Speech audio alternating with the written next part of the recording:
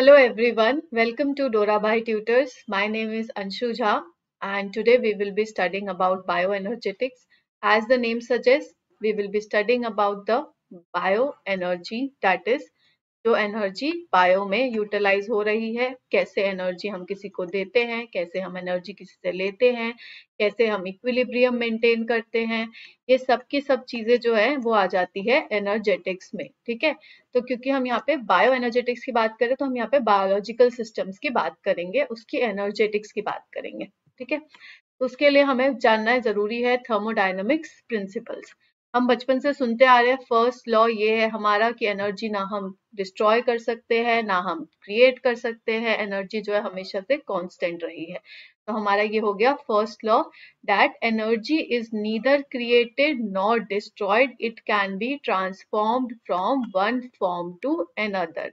Okay, जैसे हम kinetic energy और पोटेंशियल एनर्जी के बारे में पढ़ते थे बचपन में। काइनेटिक पोटेंशियल एनर्जी हमने ऐसे स्टोर कर ली, काइनेटिक एनर्जी हमने यूज कर ली, वापस में इंटर कन्वर्ट होते रहते थे। ठीक है, तो यहाँ पे हम वैसे ही बात कर रहे हैं फर्स्ट लॉ की कि ये जो है टोटल एनर्जी ये हमेशा से कांस्टेंट रहेगी। ठीक है, अब हम सिस्टम की जब हम बात करते हैं ना तो हम यहाँ पे अभी कॉमन सिस्टम की बात कर रहे हैं। ठीक, ये हमने एक सिस्टम ले लिया, अब ये आपस में जो भी मैटर है यूनिवर्स में ये पूरा हो गई उसकी सराउंडिंग। और ये हम किसी भी सिस्टम की बात कर ले, हम हो सकता है इस घर की बात कर रहे हैं, ये हमारा एक सिस्टम हो गया। अब इसके आसपास जो भी मेरे बाकी के रूम्स हो गए, जो मेरी सोसाइटी हो गई, वो मेरी सराउंडिंग है। ठीक है, तो हम उसकी बात करेंगे। ये यहाँ पे फर्स्ट लॉ के according delta U, that is the change in internal energy, is equals to delta Q, that is heat exchange from surroundings, plus minus work done. ठीक है, कोई सिस्टम जब भी काम करता है, मैं या आप, कोई भी काम करेगा, सबसे पहले क्या होता है? एनर्जी ड्रेन होती है। एनर्जी किस फॉर्म में ड्रेन होती है? अभी मैं बात कर रही हूँ, मैं ब्रीद कर रही हूँ, इन चीजों में एनर्जी हमारी यूटिलाइज हो रही है। तो हम जैसे बायोलॉजी में हम हमेशा जब भी एनर्जी लॉस की बात करते हैं तो हम इन्हीं चीजों में बात करते हैं ना कि एनर्जी लॉस हो गई हीट में। ठीक है, एनर्जी लॉस हो गई रेस्पिरेशन में, ब्रीद में, एक्सक्रीशन में। ठीक है, इन चीजों में एनर्जी लॉस हो गई। तो ये हो गया हमारा वर्क डन बाय सिस्टम। अब ये डेल्टा क्यू अगर पॉजिटिव है, पॉजिटिव कब होगा? जब हीट जो है ट्रांसफर हुआ है सिस्टम में। ठीक है, हमने सराउंडिंग से हीट जो है वो सिस्टम को दी है। तो यहाँ पे डेल्टा क्यू जो है वो पॉजिटिव होगा जब हीट जो है सिस्टम को मिली है। ठीक है, हमको कुछ भी मिलता है हम खुश, तो डेल्टा क्यू क्या हो गया? पॉजिटिव। ठीक, heat transfer to the system lead to increase in internal energy. ठीक है, ऑफ कोर्स हमको हीट मिली है मतलब हमारी एनर्जी तो बढ़ेगी, तो यहाँ पे डेल्टा यू हो जाएगा पॉजिटिव। ठीक, डेल्टा क्यू नेगेटिव कब होगा? हमने दे दी अपनी एनर्जी, हमने हीट ट्रांसफर कर दिया, हम हो गए सैड, ये हो गया नेगेटिव। ठीक है, नेगेटिव का मतलब क्या हो गया? Heat transfer to surrounding leads to decrease in internal energy. ये जो हमारा इंटरनल एनर्जी है ये हो गया डिक्रीज। ठीक है, अब देखो थर्मोडायनेमिक्स प्रिंसिपल में हमारा ये हो गया सेकेंड लॉ। सेकेंड लॉ कहता है that total entropy of a system must increase if a process is to occur spontaneously. आराम से कुछ काम होना ही नहीं है, टोटल एंट्रोपी हमारा जो है सिस्टम का वो इंक्रीज ही होएगा अगर हमको सिस्टम को स्पॉन्टेनियसली वर्क कराना है। एंट्रोपी क्या हो गई? Basically disorderness. ठीक है, कोई भी चीज अगर बहुत अच्छी होनी है तो उसके लिए हमारा गड़बड़ होना जरूरी है, मतलब डिसऑर्डरनेस होएगा ही होएगा। जैसे कि हम लोगों ने बात करी थी कि जब वाटर मॉलिक्यूल के बीच में हमने डाल दिया था एक नॉन पोलर सब्सटेंस डाल दिया था, तो क्या हुआ था कि जब ऐसे ऐसे करके वाटर मॉलिक्यूल्स इस नॉन पोलर सब्सटेंस के अराउंड आ गए थे, तो बहुत ही लाइन में लग गए ये। अब ये लाइन में लग गए, इसका मतलब क्या हो गया? यहाँ पे इंट्रोपी हो गई कम। अब जैसे ही दो नॉन पोलर सब्सटेंस ऐसे आए तो वाटर मॉलिक्यूल्स जिन्होंने सराउंड किया था वो हो गए थे कम, और 6 वाटर मॉलिक्यूल्स हमारे पास एक्स्ट्रा पड़े थे जो इधर उधर पड़े हुए थे। ठीक है, अब इनके पास बड़ी चांस हो गई थी हाइड्रोजन बॉन्ड बनाने की आपस में। तो जब ये उथल पुथल मचा रहे थे तो इसका मतलब क्या था, इंट्रोपी बढ़ गई थी, हाइड्रोजन बॉन्ड बनाने की उनके पास चांस आ गया था। तो सेकेंड लॉ यही कहता है कि जब भी स्पॉन्टेनियस रिएक्शन होगा इंट्रोपी बढ़ेगी।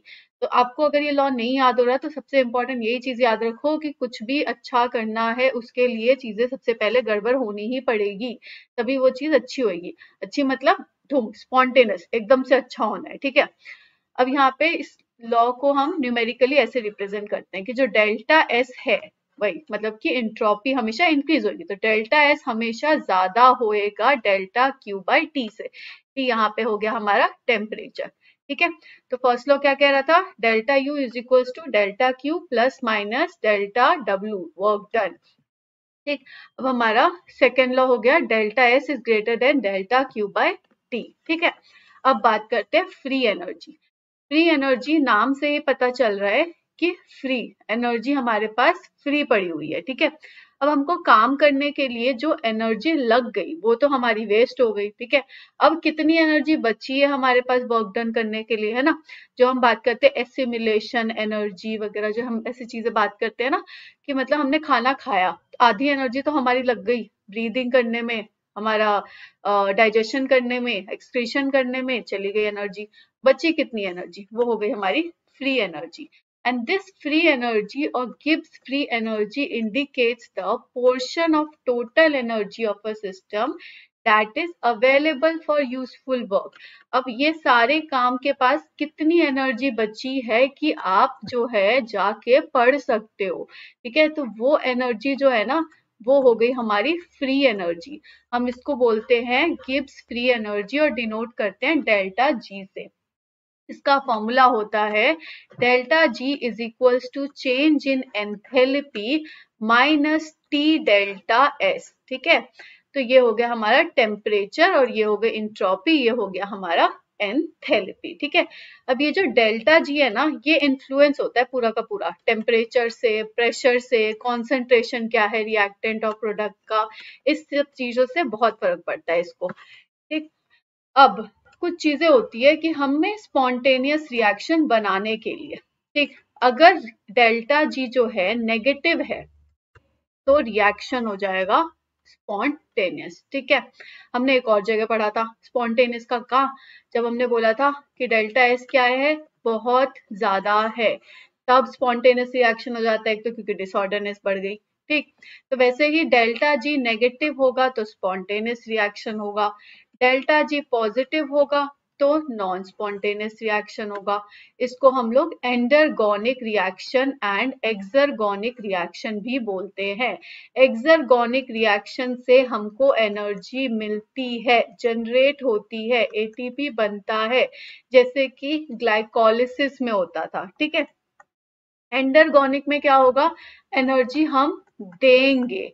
ठीक है, एनर्जी सिस्टम को हम लोग दे रहे हैं, एनर्जी यूटिलाइज हो रही है। एक्सरगोनिक में क्या हो रहा था, एनर्जी हमें जनरेट हो रही है। अब यहाँ पे डेल्टा जी जीरो हो गया, जब फ्री एनर्जी ही नहीं बची तो क्या करेंगे हम फिर काम, तो रिएक्शन हो गया इक्विलिब्रियम पे, रिएक्शन हो गया हमारा।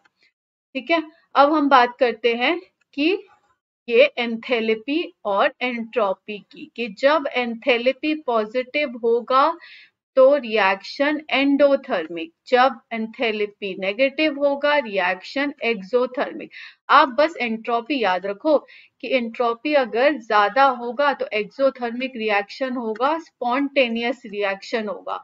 ठीक है, एंट्रोपी ज्यादा, गड़बड़ ज्यादा, रिएक्शन हमारा अच्छा, बस उसका ही उल्टा हो जाएगा हमारा एंथैल्पी और हमारा डेल्टा जी। ठीक है, ये स्पॉन्टेनियस रिएक्शन है, नॉन स्पॉन्टेनियस रिएक्शन के कुछ हो गए हमारे। देखो यहाँ पे डेल्टा एच पॉजिटिव होना चाहिए, हम बस अपने डेल्टा एस पे ध्यान दे देते हैं क्योंकि ये याद करना इजी हो जाएगा हमारे लिए। ठीक है, कि डेल्टा एस को हमने पॉजिटिव कर लिया, यहाँ नेगेटिव कर लिया, बाकी के दोनों टर्म्स उसके ऑपोजिट कर लो, हो गया हमारा स्पॉन्टेनियस और हो गया हमारा नॉन स्पॉन्टेनियस रिएक्शन। ठीक है, समझ आ गया आपको। ये हो गई हमारी फ्री एनर्जी, हमारा ये थर्मोडायनामिक्स के लॉ हो गए, ठीक, स्पॉन्टेनियस रिएक्शन हो गया। अब बात करते हैं स्टैंडर्ड फ्री एनर्जी की। ये हमने एक इक्विलिब्रियम पे रिएक्शन ले लिया, ठीक, इसको हम डोनेट करते हैं डेल्टा जी नॉट से, ठीक है। It is a constant for a given reaction.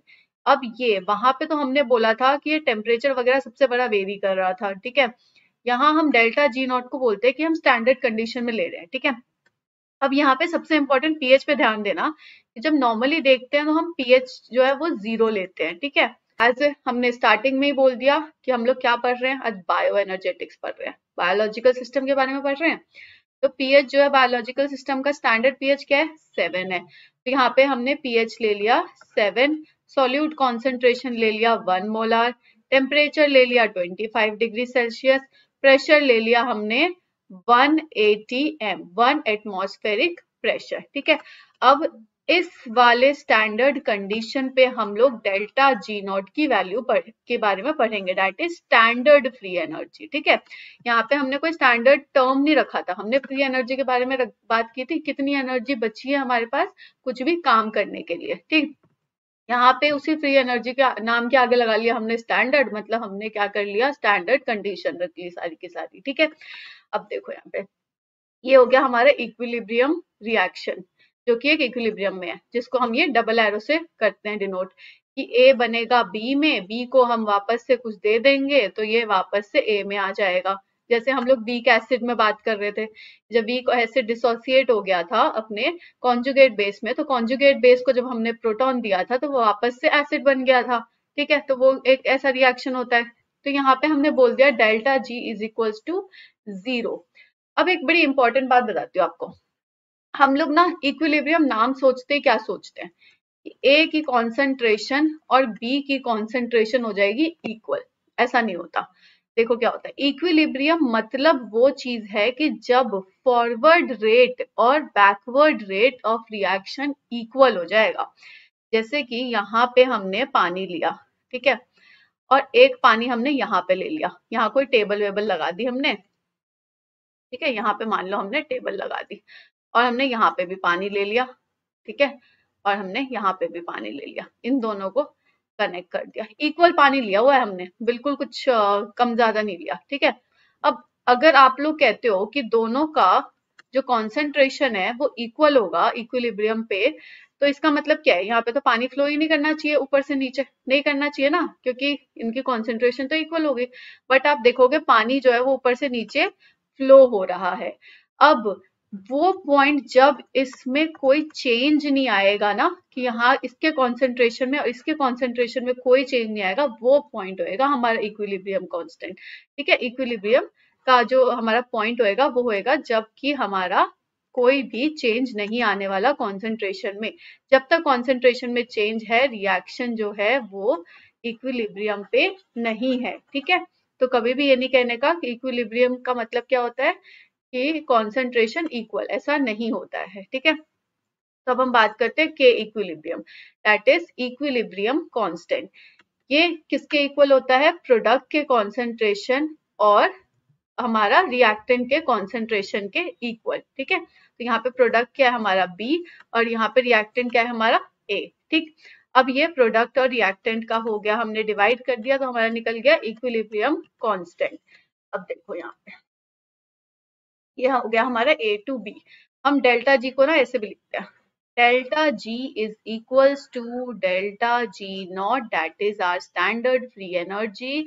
Are हो गया हमारा यहाँ पे गैस कांस्टेंट, टी हो गया हमारा एब्सोल्यूट टेम्परेचर, ये हमने ले ली एलएन। लॉग को अगर ये लॉग ही हटाना होता है ना तो इसको हम लोग एलएन ले लेते हैं, ठीक है।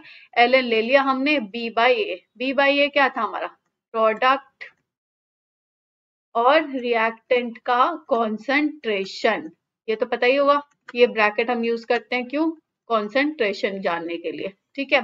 अब देखो ये प्रोडक्ट और रिएक्टेंट का हो गया हमारा, ये हमने कहा क्या बात करी थी यहाँ पे, equilibrium is equals to product concentration divided by reactant concentration. इस वाली टर्म को मतलब कि हम लोग एल के इक्विलिब्रियम लिख सकते हैं, ठीक है। देखो क्या हो, अब हमने बोल दिया delta G is equals to 0, मतलब रिएक्शन हो गया हमारा इक्विलिब्रियम पे, ठीक है। अब यहाँ पे अगर हम बोलते हैं कि ये 0 हो गया, इसका मतलब ये क्या हो गया, delta G not plus R T L N P concentration, that is product concentration divided by reactant concentration. इसको मैं इधर ले जाऊं, ठीक है। तो यहाँ पे अगर मैं इसको इधर ले जाती हूँ तो ये हो जाएगा हमारा minus delta G not is equals to R T L N P की कॉन्सेंट्रेशन डिवाइडेड बाय ए की कॉन्सेंट्रेशन। ठीक है, मैंने ले लिया माइनस को इधर, अब इधर माइनस जी को ना लेके मैंने माइनस इधर शिफ्ट कर दिया, ये हो गया हमारा प्लस। ठीक, तो ये हो गया मेरा delta G not is equals to minus R T L N product का कॉन्सेंट्रेशन डिवाइडेड बाय रिएक्टेंट का कॉन्सेंट्रेशन। ठीक है, तो ये हो गई हमारी delta G not is equals to minus R T L N K equilibrium. K equilibrium की वैल्यू ये थी हमारी, उसके आगे हमने लगा दिया एल एन। ठीक है, ये हो गई हमारी स्टैंडर्ड फ्री एनर्जी का फॉर्मूला निकल गया हमारा। ठीक है, हमने देख लिया कि डेल्टा जी की वैल्यू क्या थी हमारी, हमारे डेल्टा जी का फॉर्मूला क्या था, ये रहा delta G not plus R T L N product by reactant का कॉन्सेंट्रेशन और delta H minus T delta S. ठीक है, ये फॉर्मूले न्यूमेरिकल में बहुत काम आते हैं। ठीक, अब ये देखो, हमें जैसे हमने पता किया था ना, कोई रिएक्शन स्पॉन्टेनियस कैसे है, कोई रिएक्शन नॉन स्पॉन्टेनियस कैसे है, उसके लिए हमें क्या पता करना था, एंथैल्पी और एंट्रोपी। ठीक है, दो ही चीज थी, मैंने आपको पहले बताया था एंट्रोपी को याद रखो, बाकी चीजों को उसका उल्टा कर दो। तो हम कभी भी ना डेल्टा जी नॉट से ये नहीं बता, डेल्टा जी से हम ये नहीं बता सकते कभी कि रिएक्शन आगे बढ़ेगा, पीछे बढ़ेगा या कहीं नहीं बढ़ेगा, ये नहीं बता सकते। ये हम किससे बता सकते हैं, डेल्टा जी नॉट की वैल्यू से। अब डेल्टा जी नॉट की वैल्यू जानने के लिए सबसे ज्यादा इंपॉर्टेंट है के इक्विलिब्रियम का जानना। अब देखो यहाँ पे ये के इक्विलिब्रियम है, के इक्विलिब्रियम अगर 1 से ज्यादा है, के इक्विलिब्रियम 1 से ज्यादा कब होगा, 1 से ज्यादा कोई भी चीज कब होती है, जैसे कि ये मैंने 2/1 किया तो इसका क्या आया 2i वैल्यू, मतलब यहाँ जो रिएक्टेंट है इसकी कॉन्सेंट्रेशन कम है और प्रोडक्ट की कॉन्सेंट्रेशन क्या है, ज्यादा है, तभी ऐसा हो पाएगा पॉसिबल कि जो है के इक्विलिब्रियम 1 से ज्यादा है। जब ऐसा होगा तो डेल्टा जी नॉट क्या है, नेगेटिव है और रिएक्शन फॉरवर्ड बढ़ेगी। जब ऐसा होएगा कि प्रोडक्ट की कॉन्सेंट्रेशन ज्यादा है रिएक्टेंट से, तब रिएक्शन आगे बढ़ेगा। जब प्रोडक्ट और रिएक्टेंट की वैल्यू इक्वल है, 2/2 हो गया, ये आ गया 1, मतलब कि डेल्टा जी नॉट हो गया 0, रिएक्शन हो गया इक्विलिब्रियम पे, ना आगे बढ़ेगा ना पीछे जाएगा, हमारा कॉन्सेंट्रेशन हो गया इक्वल। ठीक है, तो ये हो गई हमारी रिएक्शन इक्विलिब्रियम पे। ठीक, अब अगर हमें रिएक्शन को पीछे बैकवर्ड्स मूव कराना है, दैट इज बी टू ए ले जाना है, तो उसके लिए क्या करना पड़ेगा, ऑपोजिट हो गया, रिएक्टेंट बढ़ गया, प्रोडक्ट हो गया कम। तो ऐसे केस में 1 से कम हो जाती है इक्विलिब्रियम के इक्विलिब्रियम की वैल्यू, और डेल्टा जी नॉट क्या हो जाता है हमारा, पॉजिटिव हो जाता है, और रिएक्शन जो है वो करने लग जाएगा मूव हमारे रिवर्स रिएक्शन में, that is A to B move करने के बजाय ये बी टू ए मूव करने लग जाएगा। ठीक है, तो ये हो गया हमारा डेल्टा जी नॉट का सिग्निफिकेंस। ठीक, अब लास्ट टॉपिक आज के लिए हम बात करते हैं रिडॉक्स रिएक्शन की।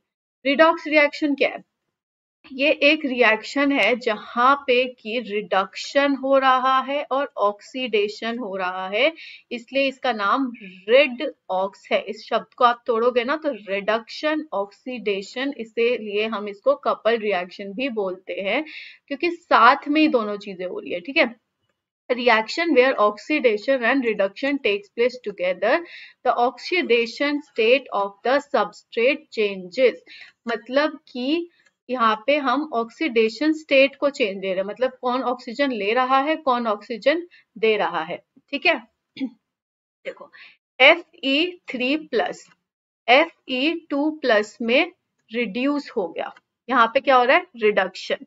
रिड्यूस होना मतलब कि क्या, इसने इलेक्ट्रॉन ले लिया, जब हम किसी को इलेक्ट्रॉन दे देते हैं तो उसके ऊपर आ जाता है नेगेटिव चार्ज और वो हो जाता है रिड्यूस, और इसका मतलब ये है कि यहाँ पे हो गई हमारी रिडक्शन रिएक्शन, ठीक है।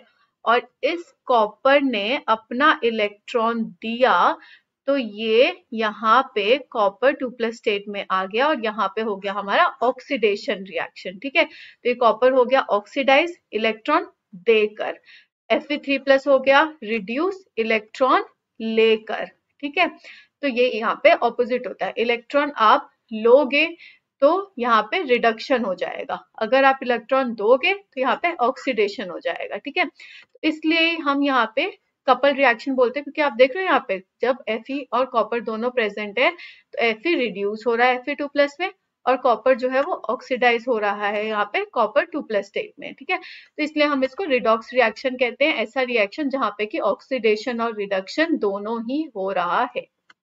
बस हम आज के लिए इतना ही पढ़ेंगे, जिसमें हमने फ्री एनर्जी, आज हमने बायो एनर्जेटिक्स पूरा खत्म कर लिया है, ठीक है। तो that's it for today, thank you. अरे एक मिनट, देख लिए, पसंद आया वीडियो?